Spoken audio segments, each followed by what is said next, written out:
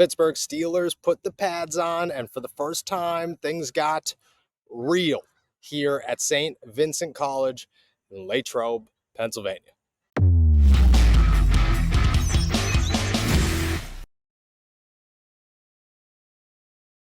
What's going on, everybody? I'm Noah Strackbein. Thank you for jumping on to Steelers To Go, your daily to-go cup of Pittsburgh Steelers news and analysis. Find us on youtube.com/allsteelerstalk or subscribe anywhere you get your podcast. I am live once again from St. Vincent College, and this time I got a better mic, which means hopefully the live stream, there are no issues. That being said, we watched the Steelers suit up in pads for the first time this summer.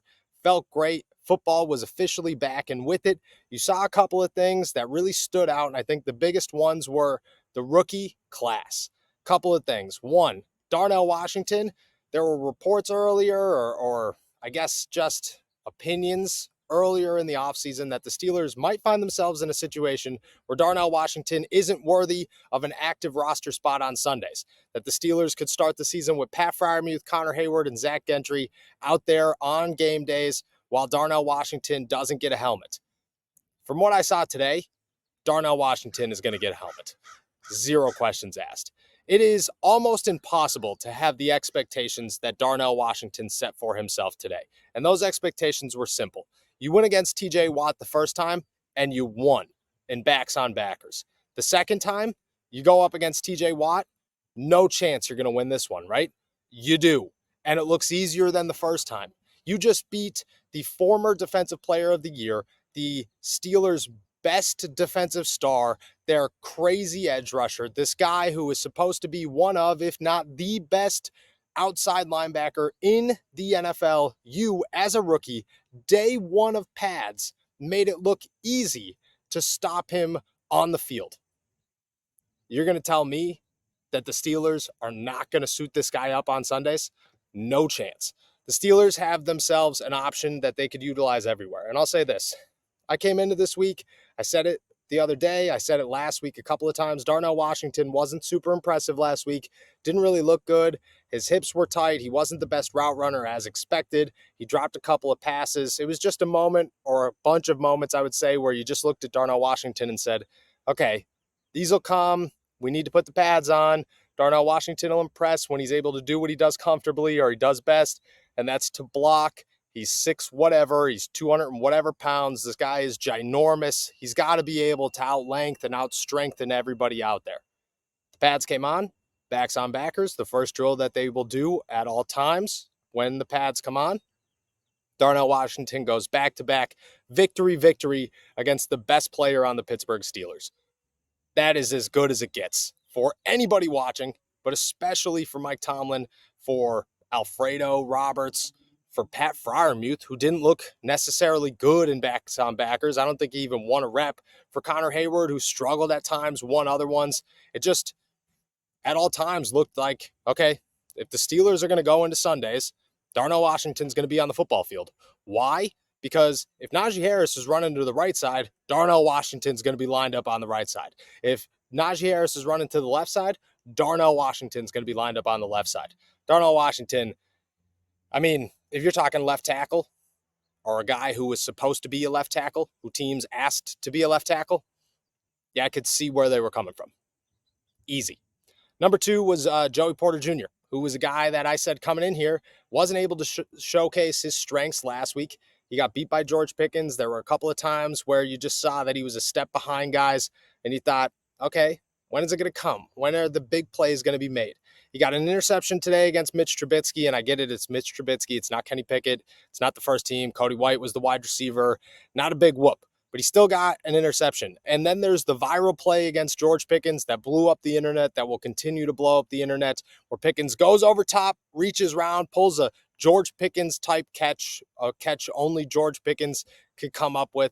I talked to Joey Porter after practice, and he said, dude, the mentality after that one is just next play, because there's nothing you could do. He's said it. I lined up perfectly. I played it perfectly. I was positioned perfectly. George literally laid on top of me and came up with a ball that 99.99% of the NFL would not come up with. It's true. But the rest of the day, Joey Porter looked very good. And I thought for the first time in camp, outside of the first day, I thought the first day of practice, day one, he looked good. After that, it kind of all fell off. Today he came back. I thought he looked good again. I thought he showcased that he has the capabilities of keeping up with Deontay Johnson and George Pickens and Allen Robinson and Calvin Austin and Pat Freiermuth and any of these guys, as long as he could actually put his strength into them. That's what he does best, is he'll hit you. He'll make sure that you know that you're going up against Joey Porter Jr. and that you're going to have to fight to win that rep. When the pads come on and guys could get even more physical, that's when those things get to showcase themselves. And I thought Joey Porter Jr. looked really, really good when it happened. The biggest standout for me outside of those two is not a rookie. It's Quan Alexander. That dude, I don't know if it was just because he has fresh legs or if it's because he came in here guns a-blazing and he said, I'm going to make this roster spot, but on top of that, I'm going to earn a starting job off the jump. But he looked faster. He looked smoother.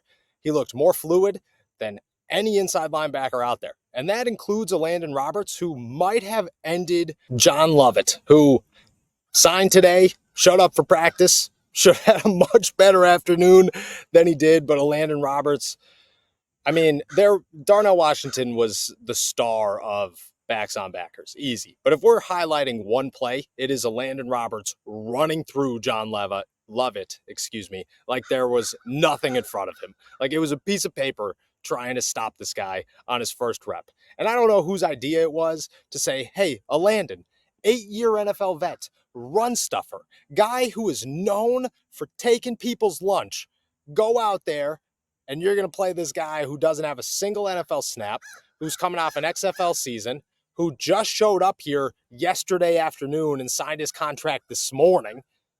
You're going to go up against him. First rep of back on backers for that guy. And then he followed that one up with Mark Robinson coming in and eating his lunch once again. It was a rough day for John Lovett. But Landon Roberts stood out in that moment. Quan Alexander was doing his own thing, and he wasn't blowing people up in backs on backers, but he won every single rep that he took in backs on backers, and he did it with his agility and his versatility and his quickness, and I think that's exactly what the Pittsburgh Steelers are looking for. This guy came in here. He looks fresh. It's injury concerns when it comes to him. I understand that. He has a history of missing games. If he could stay healthy, from what I saw today, it looks like Quan Alexander is a piece to the Steelers defense that they've been looking for. He's a coverage guy. He's able to step in here and really contribute. And on day one of him was last week. I get that. He didn't really do much. He spent most of his time learning the defense on the sideline. He did a lot of that today as well, but when he was on the field, you immediately noticed, oh, Quan Alexander made a play. Oh, Quan Alexander made another play. Oh, Quan Alexander was doing it again. Wow, he just looks so fast. Quan Alexander definitely impressed. I think he comes in here and just says, hey, I should belong. I'm definitely going to compete for a starting job. I don't care if they sign Cole Holcomb to a big deal or if a Landon Roberts has the experience or if Mark Robinson is supposed to be the future. I'm going to try to win it. I thought Quan looked very, very good to start padded practice. I would say those were the three that stood out.